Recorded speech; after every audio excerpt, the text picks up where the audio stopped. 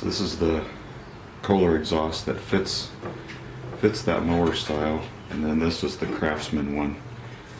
The difference is I need this to go like this because the exhaust port on the engine goes straight down.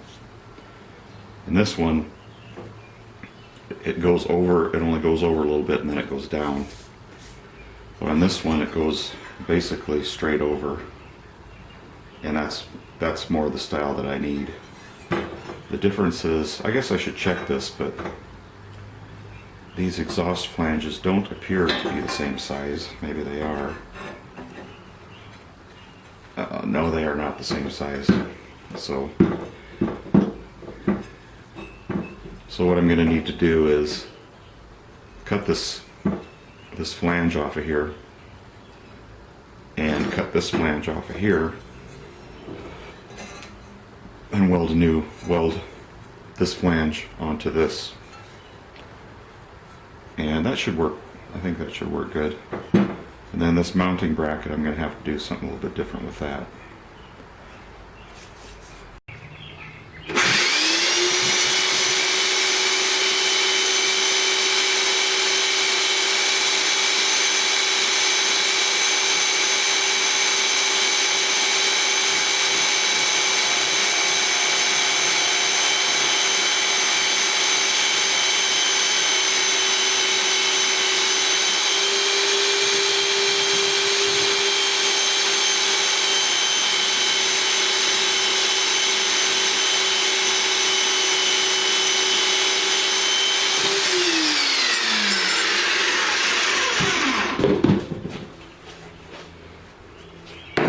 Like butter.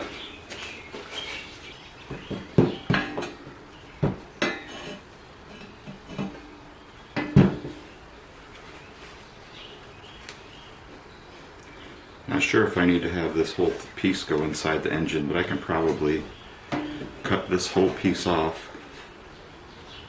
get it lined up, and tack it together. It may not be real pretty. We'll see. We'll see.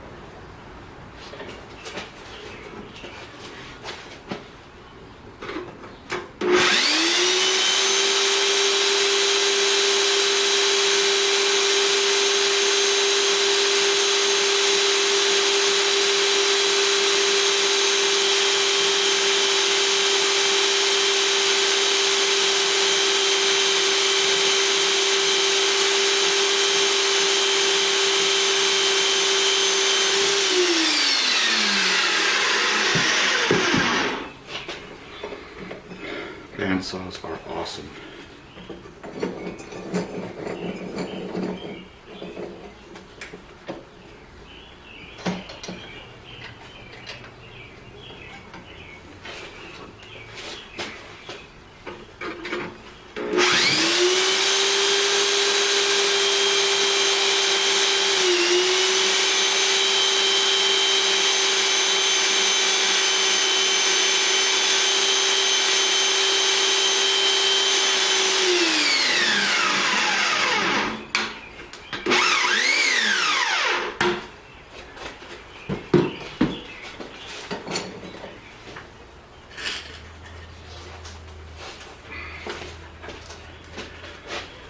So there's that piece. I just need to weld this onto here. And that should not be too difficult, I don't think. Need to clean it up good and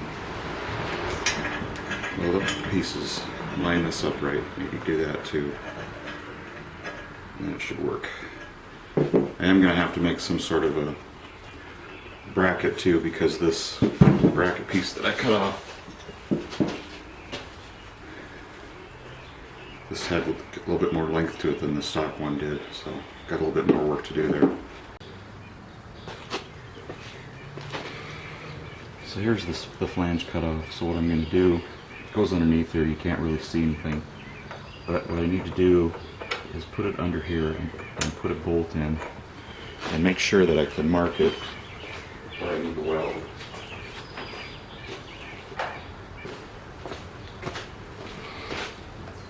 So here's one of my bolts to hold it in. I got mosquitoes after me already. Alright. So this goes under here. And then I can put this bolt underneath here. Let's see if I got the right spot. That's one, so that should be right.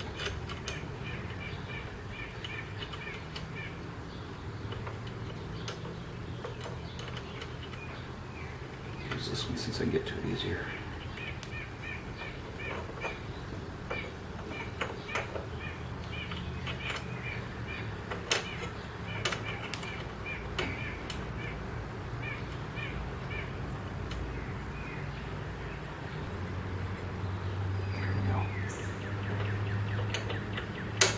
Alright, so I have this bolt isn't in all the way, but it's still lined up pretty good. So what I'm going to do is I'm going to try to make a mark on here to indicate the very front. So here we go, this is going to be the very, so this is what I'm going to call my perpendicular to the frame of the mower. So I'll show you that mark here in a second. Get this back apart.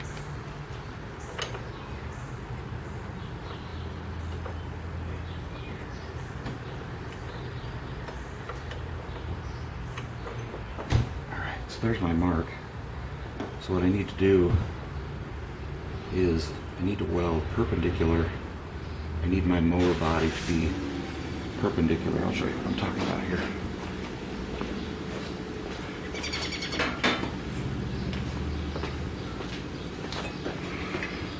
So this needs to go up underneath here like this. And this muffler body is basically parallel to this wheel.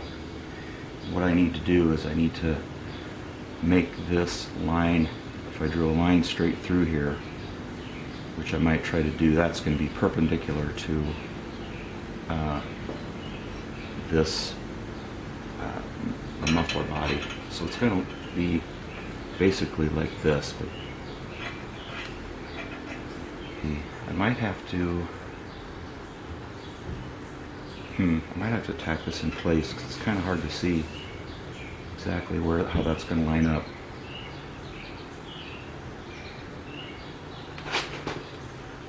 Because this doesn't look quite right to me. It looks more right like this. I need more points as a reference, I think.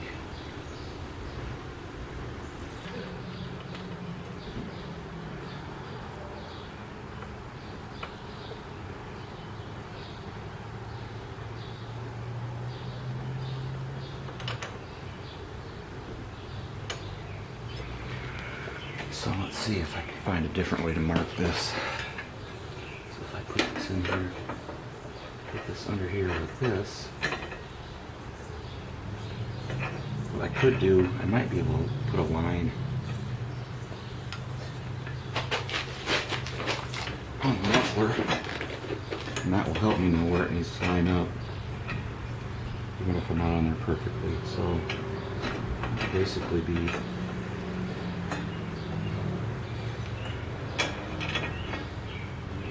like that.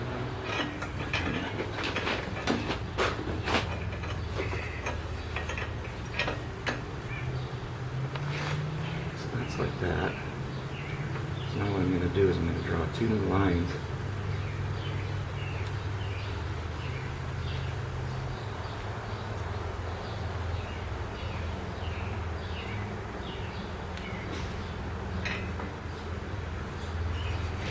So I got 2 lines on here now. And that's going to show me those new lines are going to show me where I need to line up this flange.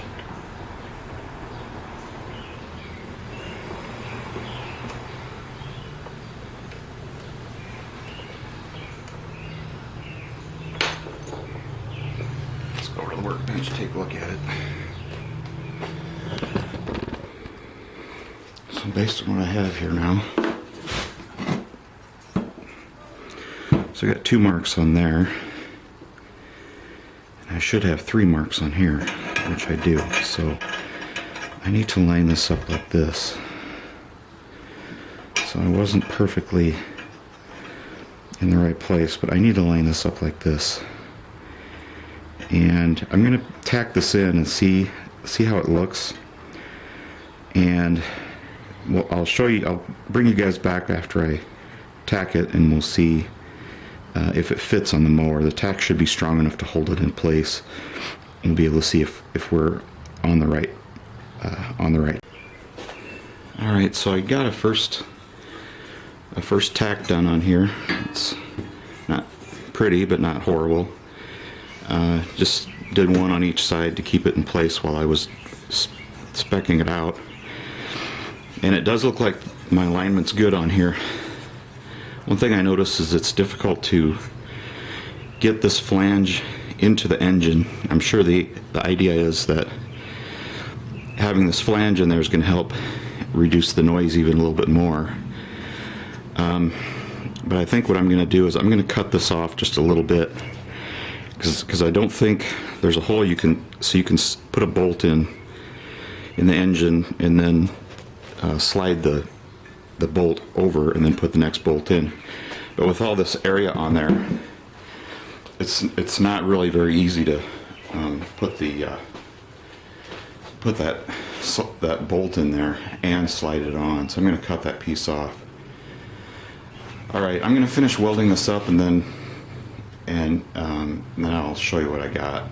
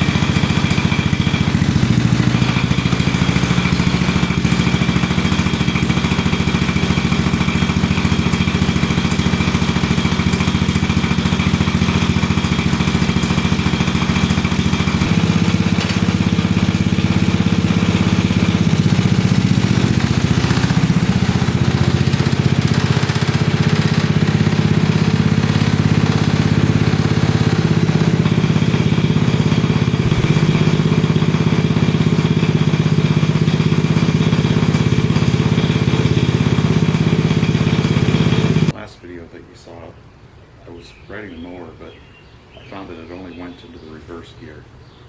After doing a little bit of research online, I found out that there's a plate that keeps the friction disc part of the clutch pressed up against keeps the clutch plate pressed up against the friction disc. The friction disc is on the bottom of the motor, and it spins, and this makes contact with it, and it causes the wheels to turn either forward or backward. And to shift gears, there's a plate inside there that looks like this. And what happens is, if you go to reverse, it goes to this side, and this keeps your contact between that wheel and between the friction disc and the pressure wheel. And then when you shift to forward gears, these are your forward gears here. And So what I'm going to do, there's one on here that I'll show you. It's pretty worn out, and I'm going to replace it with this one. It should be exactly the same as the old one. It's just painted black instead of red, and you'll be able to see how worn out the old one is. It'll make a lot more sense once you see it.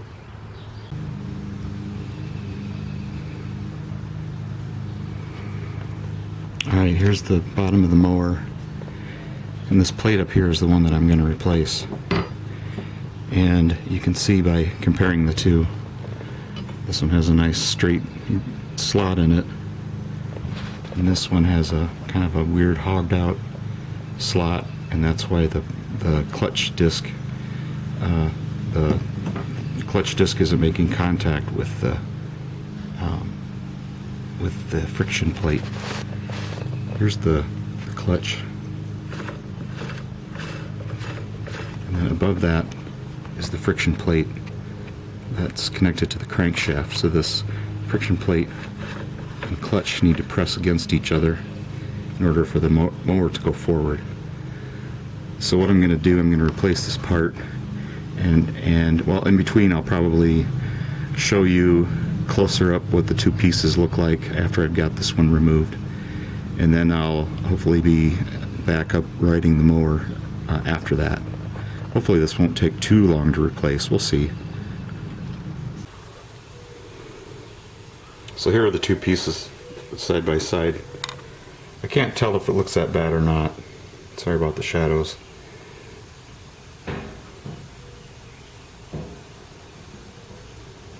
See those big grooves in there?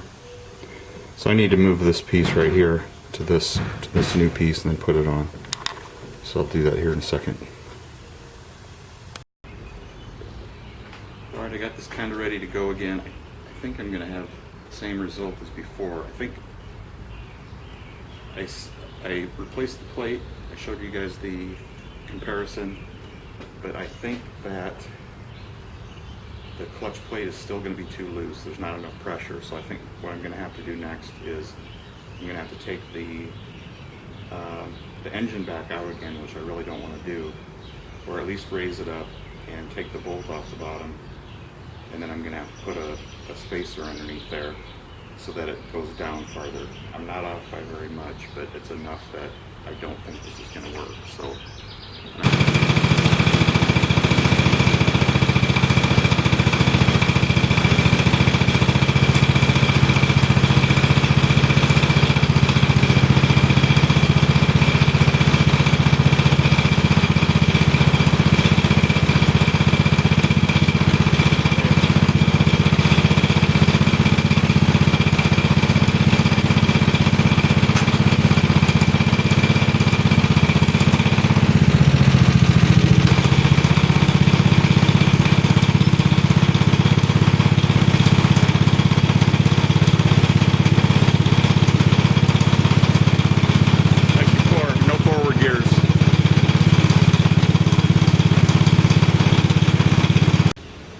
Alright, so it's the next day, and I spent a little bit of time this morning.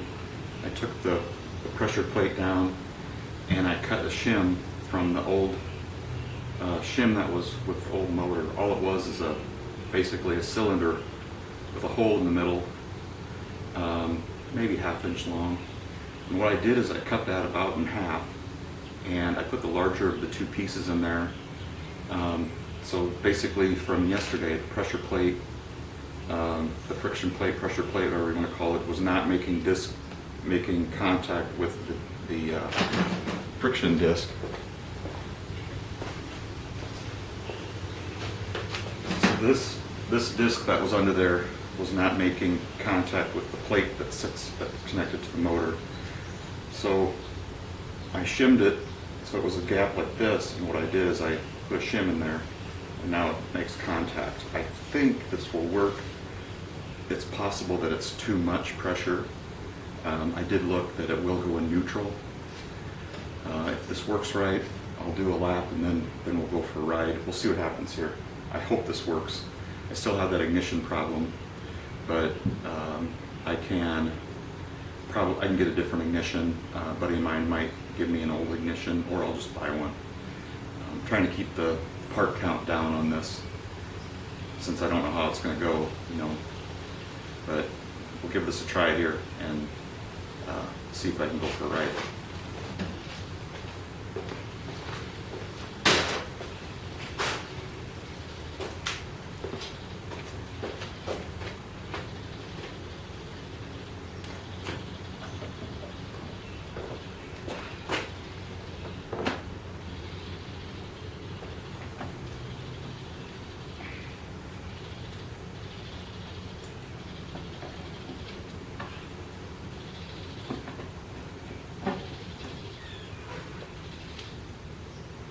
You know what I realized?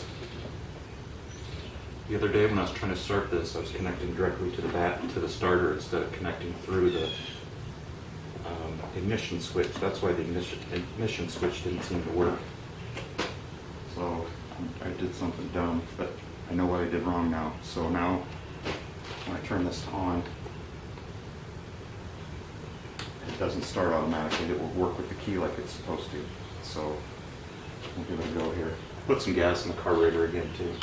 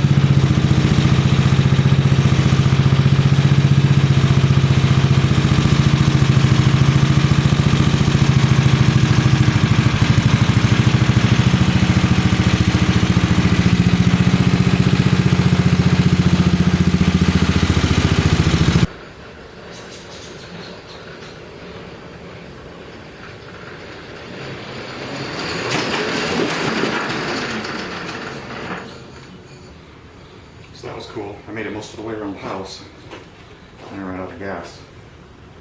So we'll try this again. Do a little more riding.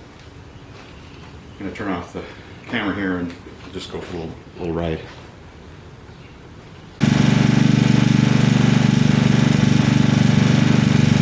Let's go for a ride.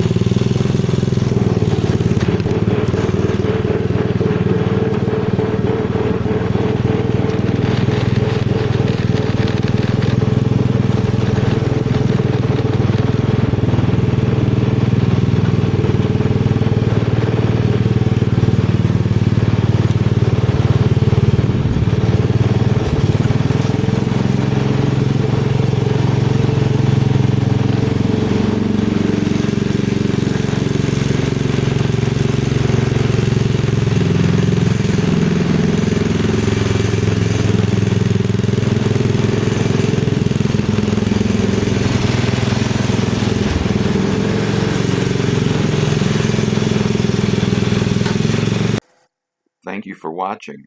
Please like and subscribe.